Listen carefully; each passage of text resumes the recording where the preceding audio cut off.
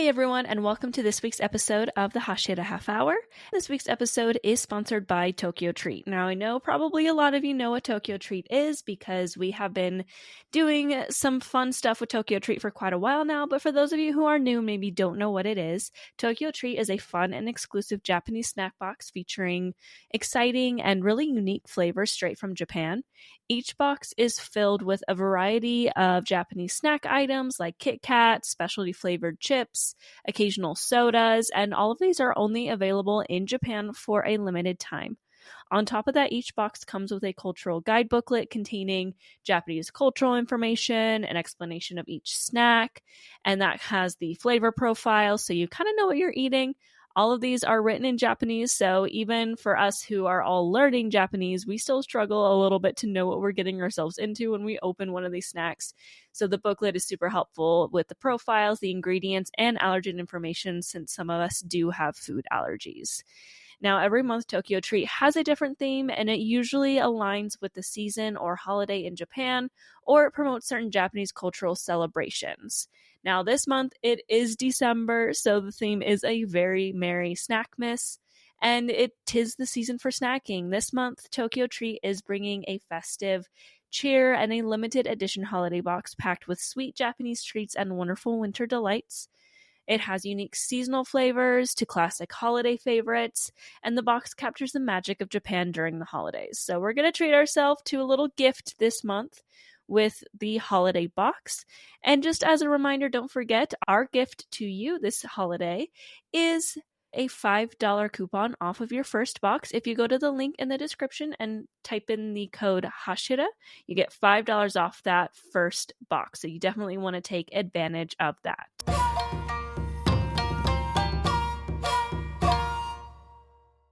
So, it's that time of year.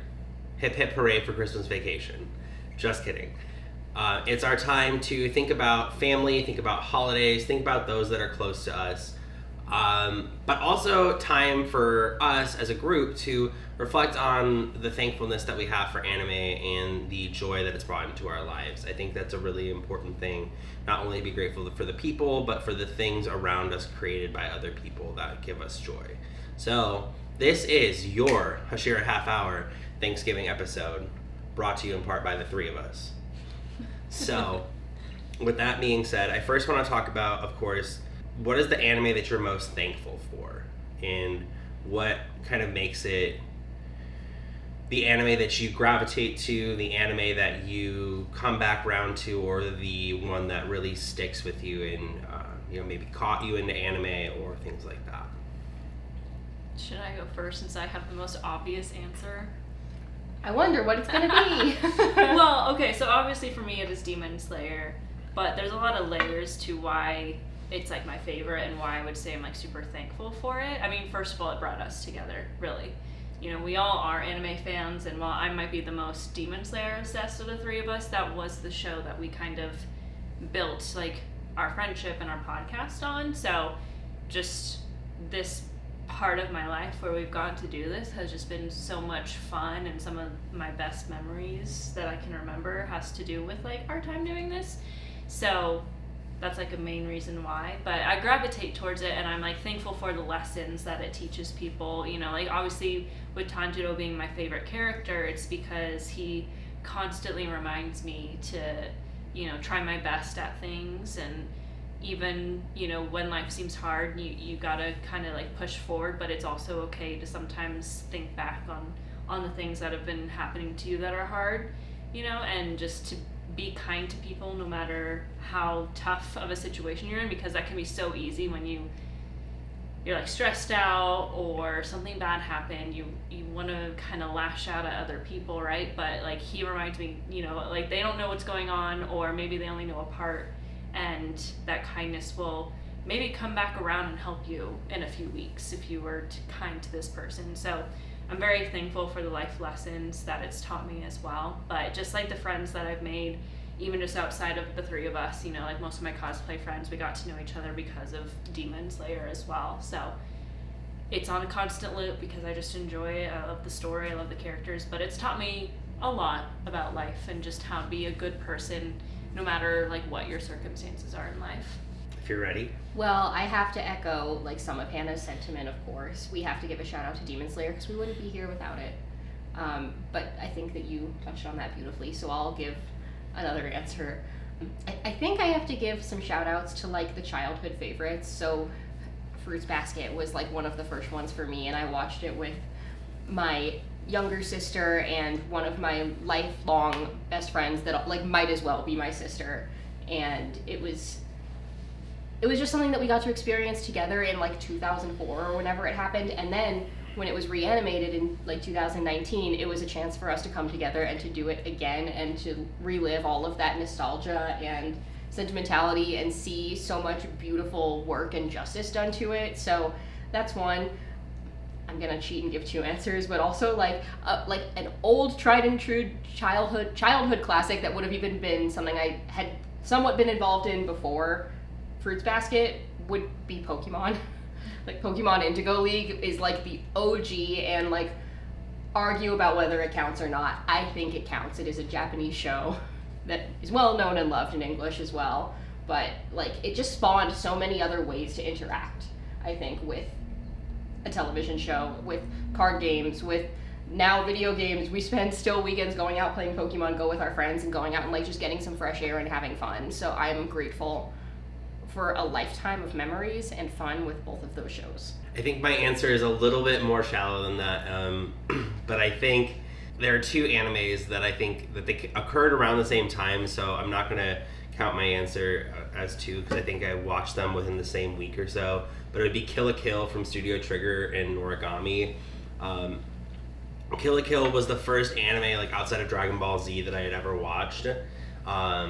And it was like my Don at the time because I was like, what the is going on right now? I was like, oh my god, like the things that I saw in that anime, I don't know, I don't know why, but it just caught me so well. And the animation was beautiful. The storyline's actually great. They have a great theme song for it too.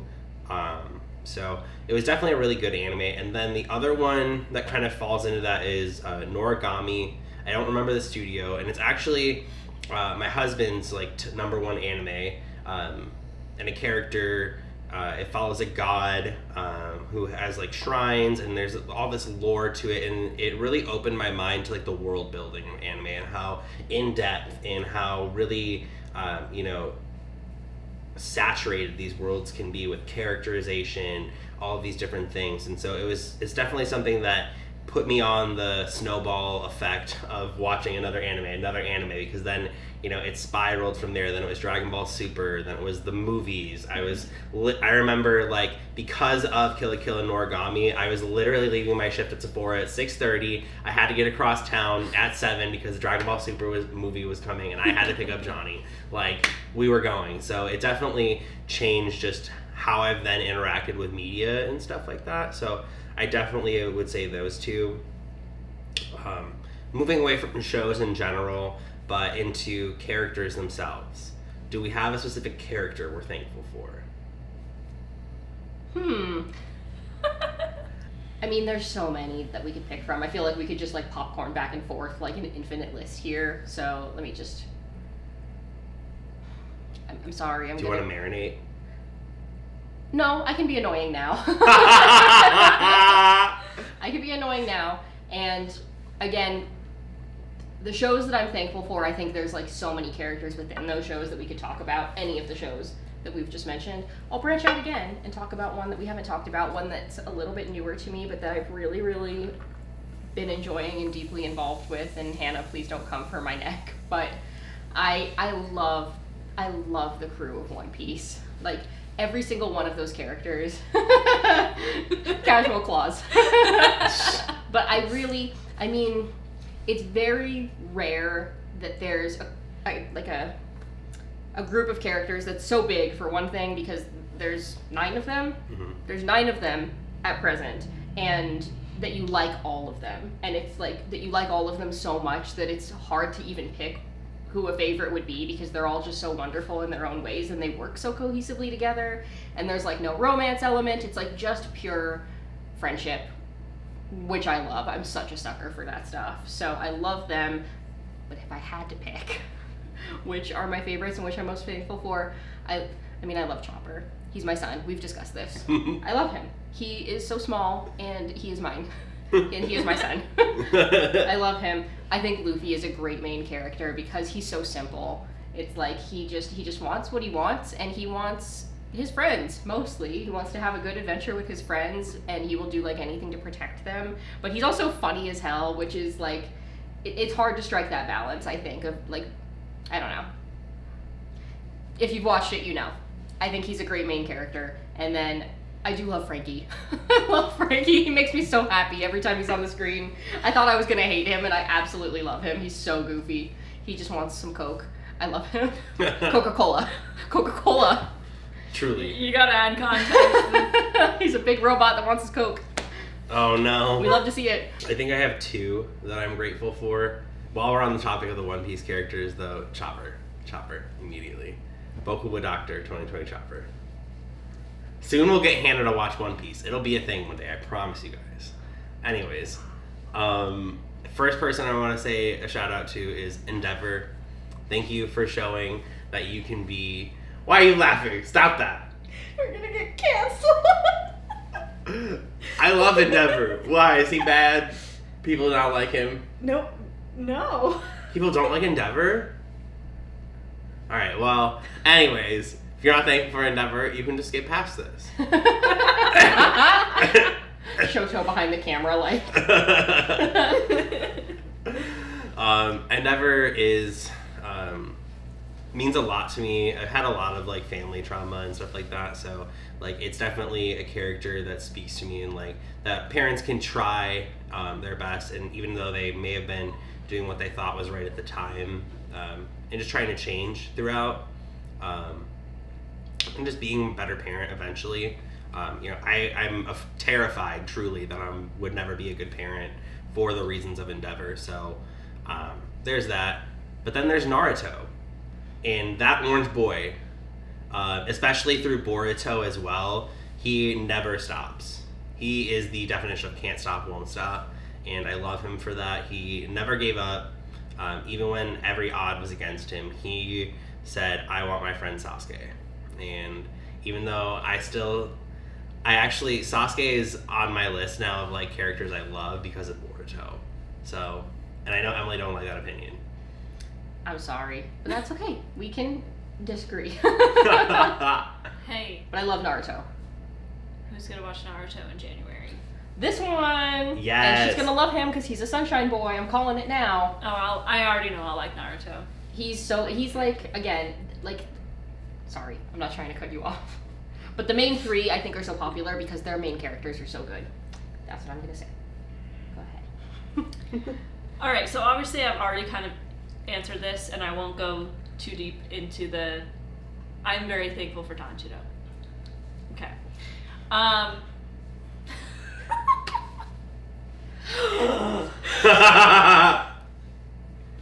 Shock. It's kind of hard to think of like other characters because I spend so much time on Tanjiro. I'm actually gonna say Toru from Fruits Basket. I feel like the reason I fell in love with her and the show so much was because of the similar traits to Tanjiro. I think she's just a little bit more, and I mean this in the nicest way possible, a little bit more airheaded than he is.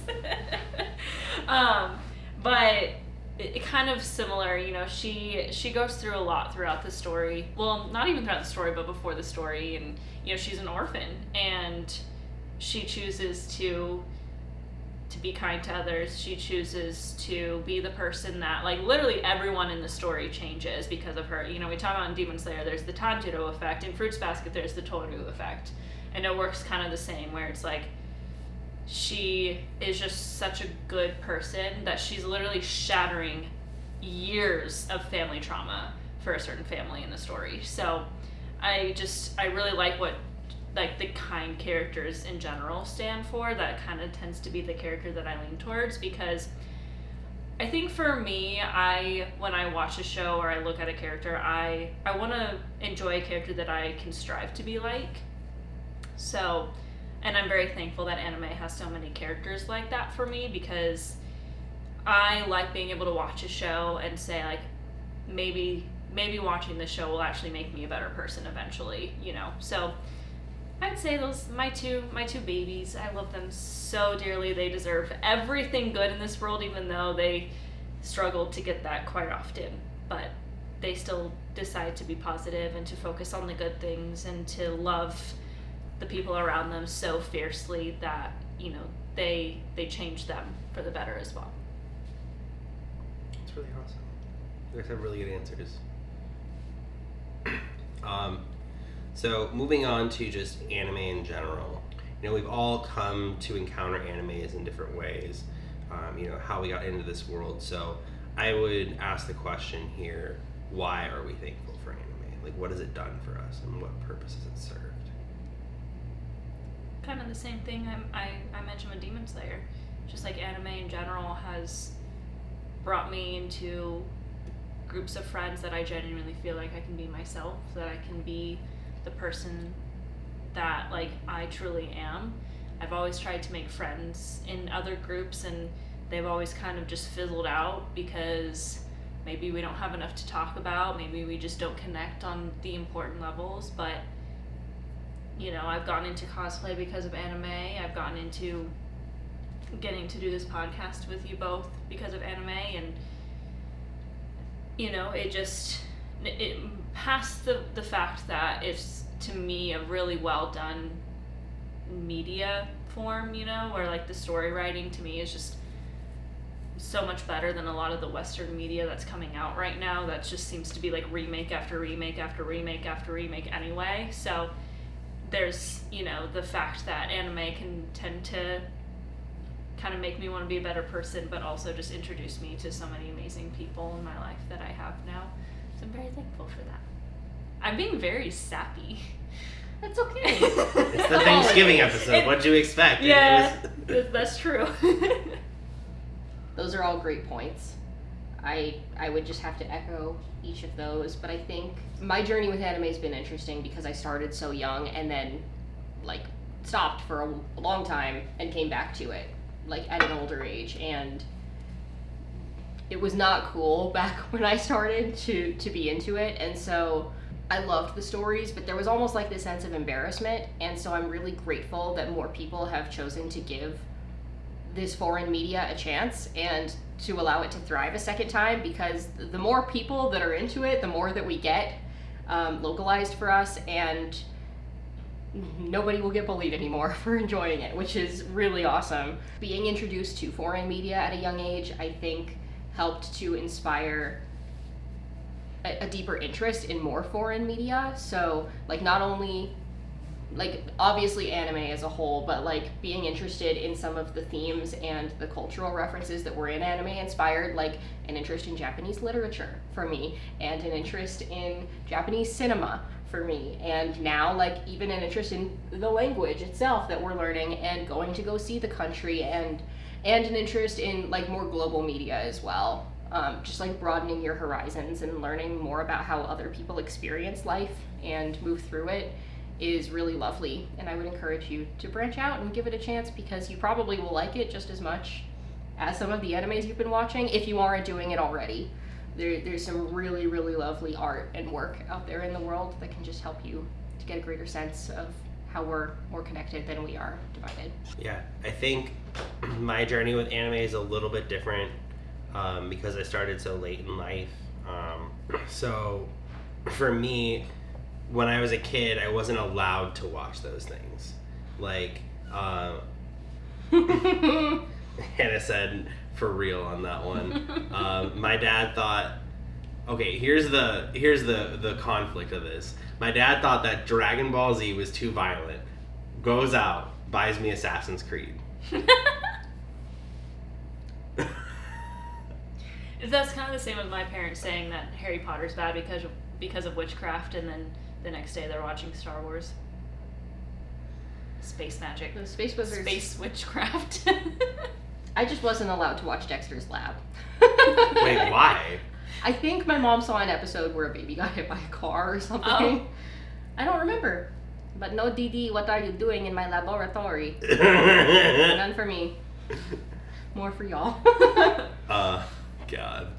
But I'm thankful for anime because it's been there when I needed it, and I think it's filled a lot of the gaps in of like seeing what I've wanted in relationships. Like Yuri on Ice gave me my like teenage gay like infatuation of like, oh my god, they're gonna be together, like that's so cute. And I didn't get that as like a teenager in high school, so it kind of gave me that a little bit. Or like Naruto gave me like the best friend like looking over my shoulder. Like most of the times when I'm in my real day, I'm not pretending that like I'm not like working. I'm just like pretending that my life's an anime and that I'm working through it and that this is just my filler arc. So I love that. Like anime has given me a new lens on my life in the sense that I can have my own purpose or have my own dreams, and that like while my dreams may not be big, they're still important to me, or like it might not be the dream to save the world, but I'll be the best Kai Shine there is, goddamn. Oh yeah.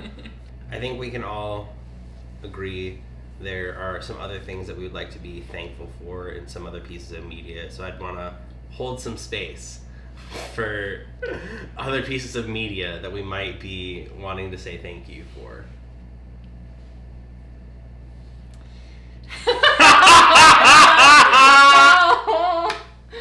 Careful. It's gonna be the most offensive thing anybody's ever seen. Oh my god. It's okay, you already said you love September. Oh man. What was the question?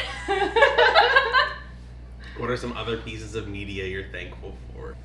For me, it's easy, and there's a lot of media that I've loved growing up. I was a Chronicles of Narnia kid, aka Christian household, and I loved Narnia, and it introduced me to my love for sword fighting. First of all, I usually tend to be drawn towards stories with sword fighting over like present day stories where it's more like gunfighting or whatever. I'm not really into that, but I would say outside of anime, and I know I'm still, some people might say this still kind of fits into the world of anime, but it's Avatar: The Last Airbender, because without that, I don't think I'd be watching anime at all today, because I very much remember when my husband was like, babe, we're watching Avatar: The Last Airbender, I was like, definitely still the type of person that hardcore judged it because it was an animated show.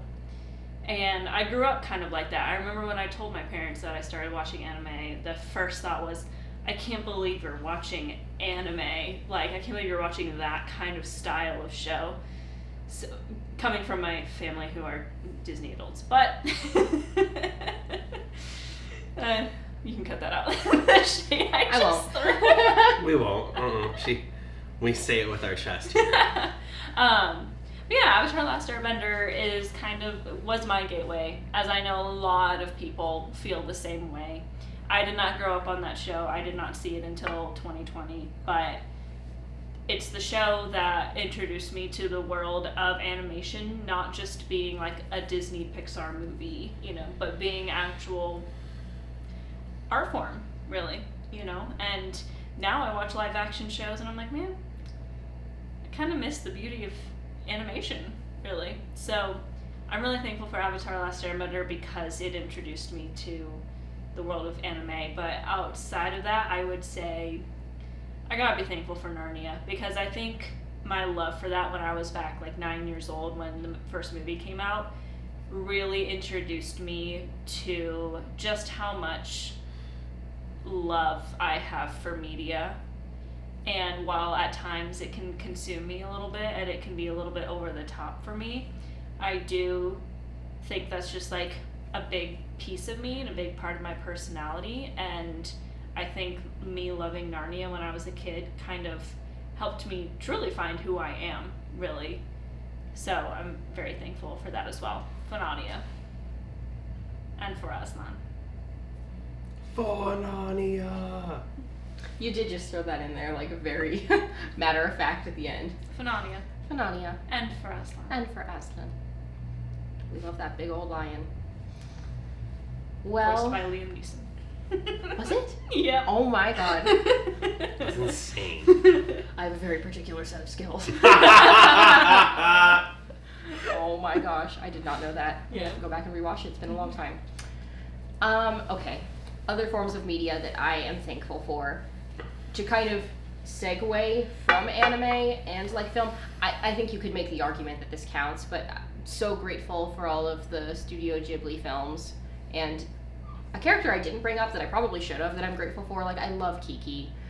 I just love it. She's so relatable as like somebody who starts to use her hobby as her job and loses her like inspiration and spark and has to work really hard to find it again and make it happen. Like that movie has just touched me so deeply from a very young age. It's one of the first things I remember asking for as like a holiday gift on VHS tape. I'm gonna age myself a little bit there, but just what a wonderful movie and what a wonderful studio that has produced non-stop bangers the entire time. I am so grateful for Hayao Miyazaki and Joe Hisaishi and the entire Ghibli team that brings that magic to life. So very passionate about that.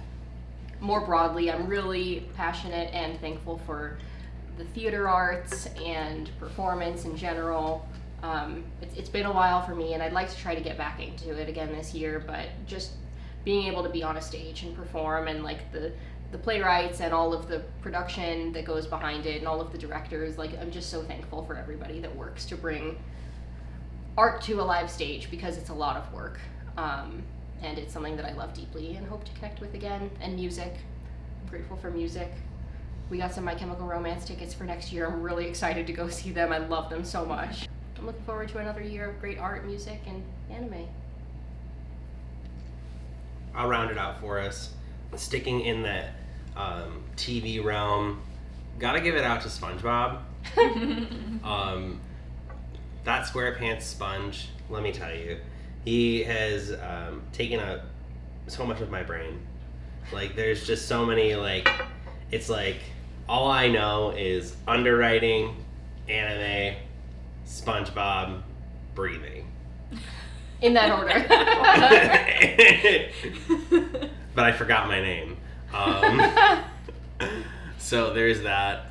So SpongeBob, want to give a shout out to H2O, Just Add Water, because that show has given me such life to truly let out my 2000s bad film stuff. So there's that. And then, of course, being a Taylor Swift fan, cancel me now, sure, go for it. I've had the year of my life with Speak Now, Tortured Poets Department, like 1989 Taylor's version. Like, she released 3 albums this year. She was doing a tour. I went to go see her in concert. Like, I've just been eating left and right. So, truly, I think that I have a lot to be thankful for this year, media-wise. So, I think that's all I've got. Do you guys have anything else that you're thankful for this year? Y'all. Yeah. And you, dear viewer, dear listener. Oh. Oh, wait, as Bridgerton says, dearest Rita. Dearest gentle Rita. Exactly. Well, I think that's everything for this week. So, once again, thanks so much for listening. We hope that you had a blast. We hope that you have a lot to be thankful for this year, too. Let us know in the comments below what anime you are thankful for, or what character you're thankful for, and why it's Endeavor. And on that note, which you can choose to ignore if you would like. No. Thank you again as well to Tokyo Treat for sponsoring today's episode. It's always fun to open a box and enjoy it together with our little friend group. So if you're interested in your own Tokyo Treat box, you want to get it for somebody that you love, check out the link in the description below and make sure to use our code Hashira for $5 off. And also, we will be coming back with more Dun Dun Dun too. Yes. So be on the lookout for that. That's an anime I'm thankful for, that right there. All right, well, as they say, Mighty Ducks on 3. 1, 2, 3. Mighty Ducks! Emilio Estevez. Scene.